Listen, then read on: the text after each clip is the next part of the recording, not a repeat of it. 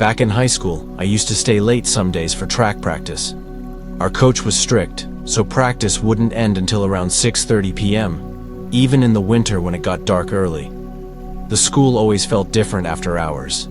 It was quiet, too quiet. The usual hallway noises, the chatter, the slamming lockers, were gone. You'd only hear your own footsteps echoing off the tile floors. One particular Thursday in November, practice ended a bit later than usual. I had to go back, inside the main building, because I left my science notebook in my locker. By then, most of the lights in the school were off. Only the dim emergency lights were on, giving everything a pale orange glow. As I walked down the hallway toward my locker, I noticed how still everything was. I could hear every creak in the building. The floor tiles even groaned slightly under my feet. When I got to my locker, I tried to open it quickly, just wanting to get out of there. As I was putting in the combination, I suddenly heard a faint dragging sound behind me, like someone sliding a mop across the floor slowly. I turned around, but the hallway was empty. That sound had definitely come from the hallway. I stood there for a second, listening. Nothing. Just silence. I told myself it was probably the janitor. I'd seen him around a few times, an older man, tall, always wearing blue coveralls. He didn't talk much, but he always had a mop in his hand. I got my notebook, slammed my locker shut, and started walking back. That's when I heard it again. Drag, drag, drag. But this time it was louder and seemed closer. I stopped walking and turned around again. Still empty. I called out, "Hello?" just in case the janitor was around. No answer.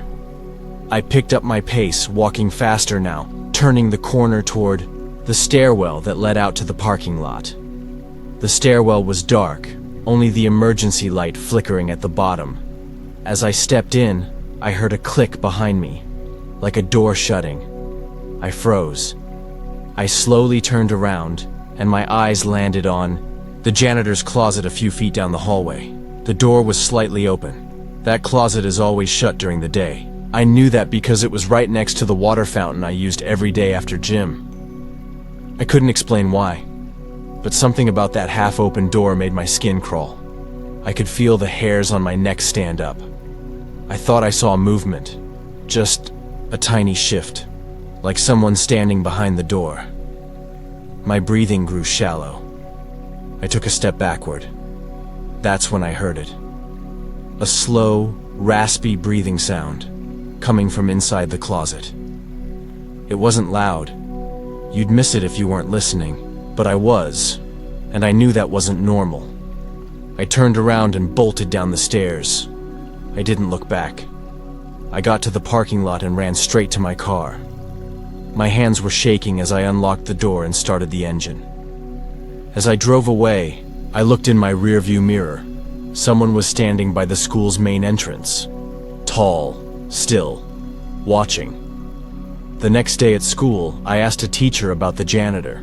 She gave me a weird look and said, "Our janitor retired last month. We don't have a new one yet." I felt sick.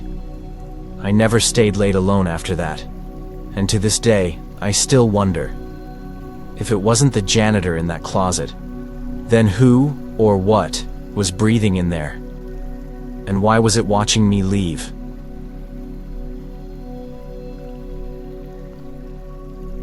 This happened in my last year of high school. I was a quiet kid, kept to myself mostly. My favorite teacher was Mr. Klein, who taught history. He was nice to me, and sometimes after school, I'd help him organize papers or put up posters in his classroom.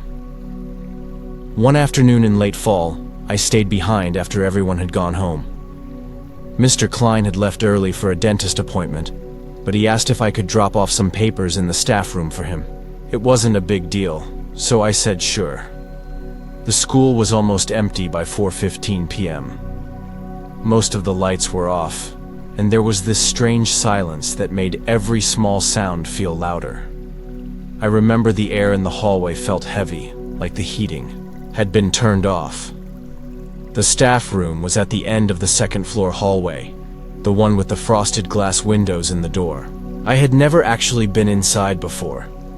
Students weren't supposed to go in, but Mr. Klein told me where the mailbox cubbies were and said it'd be fine just this once. When I reached the door, I noticed something odd right away.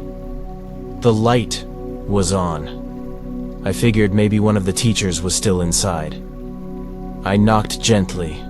No answer. I knocked again, louder. Still nothing. I peeked through the frosted window. The glass was blurry, but I could make out someone sitting at the table inside. I saw the shape of a man, tall, thin, with short hair. He was sitting perfectly still, like he hadn't moved at all. I assumed it was another teacher. Maybe he didn't hear me. So I opened the door slowly. The man didn't look up.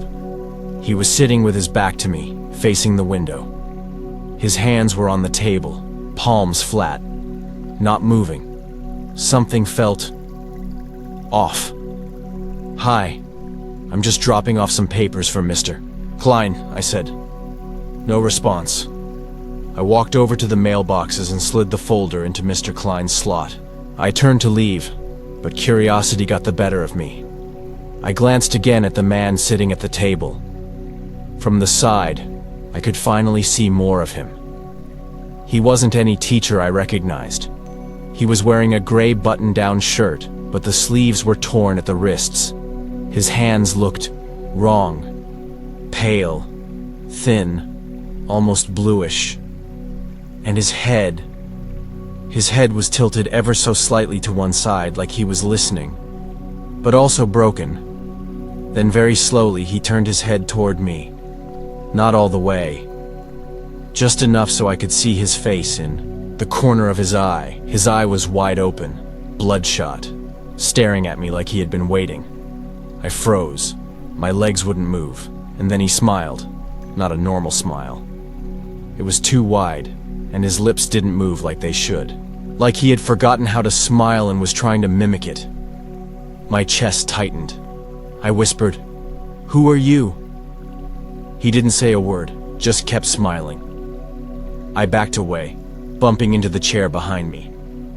The legs screeched against the floor, and, in that moment, the man suddenly stood up. Not in a normal way.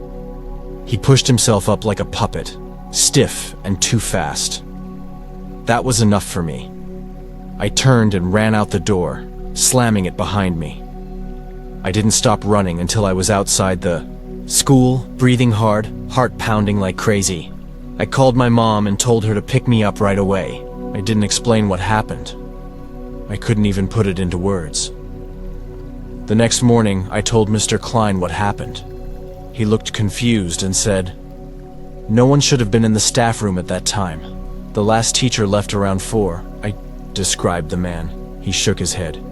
"We don't have anyone who looks like that." Later that day, I went back past the staff room with a friend. The light was off. The room was empty. But taped to the inside of the glass window was a paper. It wasn't there the day before. It was a single sheet of white printer paper with 2 words written in black marker. "I saw you." I never went near the staff room again. Still don't know who that man was, or what he was doing just sitting there. But sometimes, when I close my eyes, I see his face. That smile. That eye. Waiting. Watching. Like he's still inside that room. Wondering when I'll come back.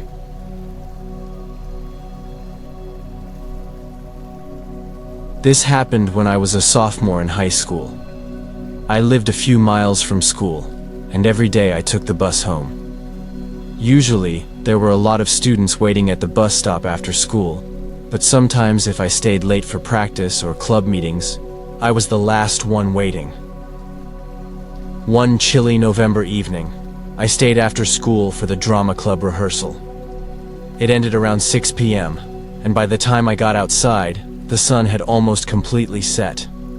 The sky was dark blue, and the streetlights were flickering on one by one. The bus stop was on a small, quiet street, just a few steps away from the school parking lot. Normally, it was crowded with other students, parents, and teachers picking up kids. But tonight, it was empty. I was the only one there. I sat down on the cold metal bench and pulled my jacket tighter around me. The air smelled like wet leaves and cold asphalt. There was a faint rustling in the bushes nearby, probably some small animal.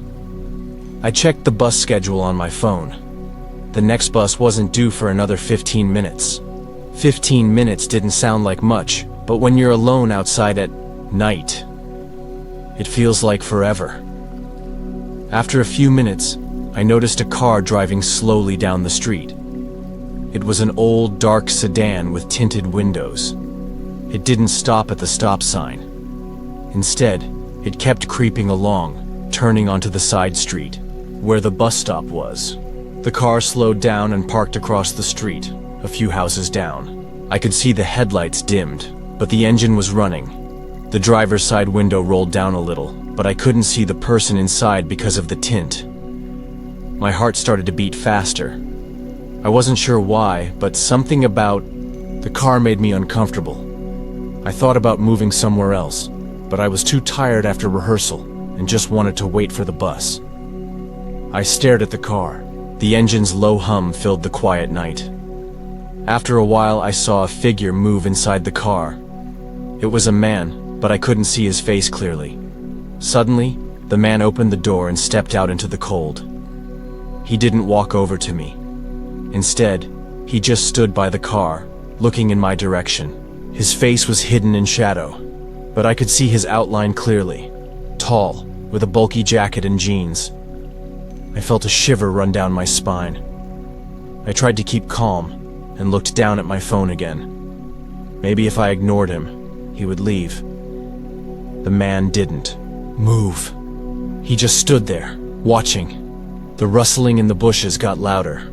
I looked over.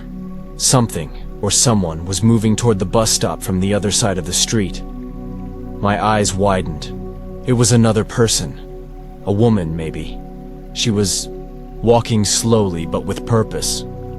The man by the car noticed her too. He walked toward her and stopped just before she reached the bus stop. They talked quietly for a moment, too quietly for me to hear. The woman glanced over at me, then looked away quickly. Then the man suddenly turned his head toward me. I felt his eyes on me, heavy and cold. I wanted to get up and run, but my legs felt stuck to the bench. I took a deep breath and forced myself to stand. I didn't want to show I was scared. The bus finally came down the street, its headlights cutting. Through the dark, I stepped forward to get on. The man and woman stayed where they were. I caught the woman's eye as I climbed the steps. She looked away quickly. The bus driver didn't say a word. He just stared straight ahead. When I sat down, I looked out the window. The man and woman were still standing by the street, watching the bus pull away. After that night, I told a few friends about the car and those two people. They told me to be careful. Sometimes, strange people hang around empty bus stops at night. But here's the part I can't forget. A few weeks later, I found out that two people matching their descriptions were caught by the police. They were suspected of following students home from school and trying to grab them when no one was watching. I never told the bus driver or any school staff about that night. And sometimes, when I'm waiting alone for the bus after dark, I still feel like someone's watching me, because I know those two might be back, and maybe next time I won't be so lucky.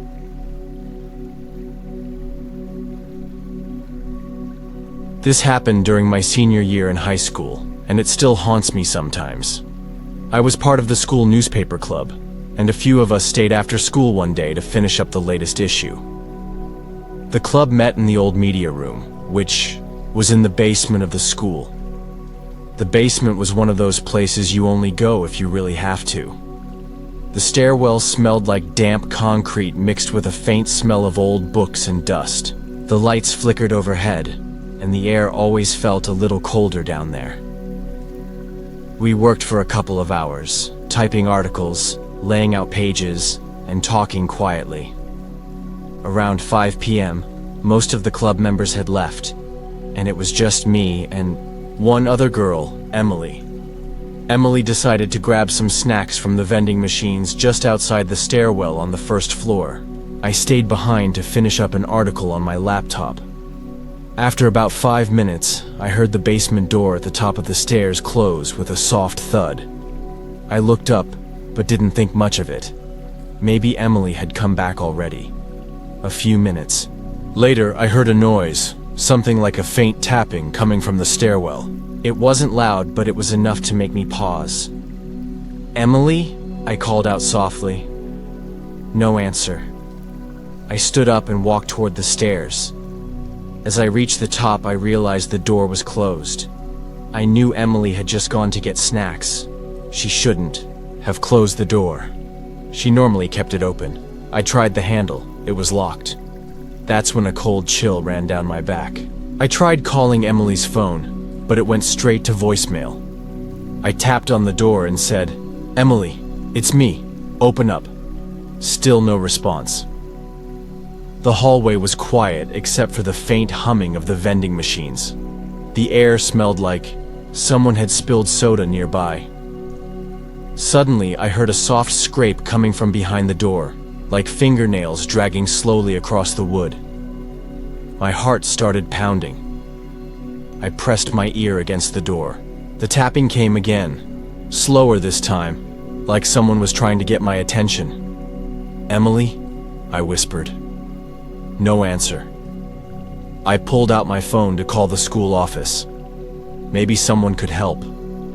But as I unlocked the screen, the basement lights flickered on and off below me. Then, through the small glass window on the door, I saw something move. It wasn't Emily. It was a shadow, tall, thin, and shifting. I stepped back, tripping over my own feet, and nearly dropped my phone. The tapping turned into a scratching noise, louder now, like claws dragging over metal. I backed away from the door, heart hammering in my chest. I looked around for help, but the hallway was empty. The fluorescent lights above buzzed softly, casting long shadows on the walls. I ran to the stairwell, trying to find another way down, but the door at the bottom was chained shut. I had no choice but to call the office. "Hello. This is the school." "Office," the voice said after a few rings. "Hi, it's me. I'm locked out of the basement. The door won't open and someone or something is inside. Please send help." The voice sounded confused but promised to send a janitor right away. While I waited, I kept looking at the door. The scratching stopped suddenly. The basement was silent again. I felt frozen, like my body wouldn't move even if I wanted it to. Minutes passed, but it felt like hours. Finally, I heard footsteps in the hallway. The janitor came up, jingling his keys. He unlocked the door, swung it open, and we both peered inside. The basement was empty. No Emily, no shadow, no noises. The only thing was a single long scratch across the door's surface, deep enough to leave a mark. I asked the janitor if Emily was still around. He said no one had been down there for hours. I called Emily's phone again. This time, she answered. She was still at the vending machines on the first floor, totally unaware anything had happened. She had never gone into the basement. I never found out what was in that basement with me that night. But every time I walk by that door now, I feel like something is watching from behind it. Something that scratches when no one's there.